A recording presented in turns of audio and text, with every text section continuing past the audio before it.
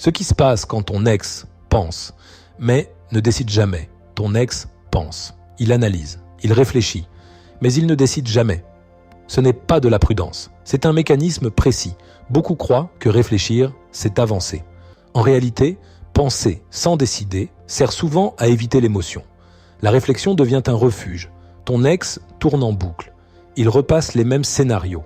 Il pèse le pour et le contre. Mais chaque tour de boucle réduit l'élan émotionnel. Résultat, plus il pense, moins il agit.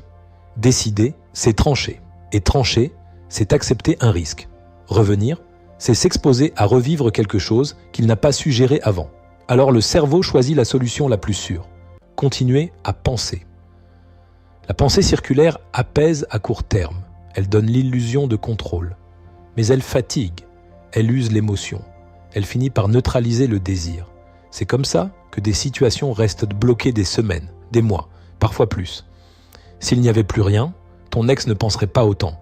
Le problème n'est pas l'absence d'émotion. Le problème, c'est que l'émotion est enfermée dans la tête. Tant qu'elle ne redescend pas dans le ressenti, il n'y a pas de décision. Je suis Nathaniel.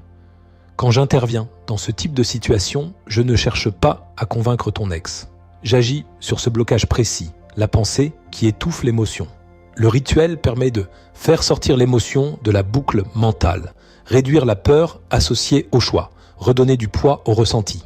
Quand l'émotion reprend le dessus, penser ne suffit plus. La décision devient nécessaire. Quand la boucle mentale se brise, on observe souvent des prises de contact plus franches, moins de discours circulaires, des positions plus nettes et surtout une avancée réelle. Un ex qui pense sans jamais décider n'est pas indifférent. Il est coincé dans sa tête. Et tant que ce verrou n'est pas déplacé, rien ne bouge. Ton ex pense beaucoup, mais ne décide jamais. Analyse confidentielle de ta situation via le lien. Réponse aujourd'hui.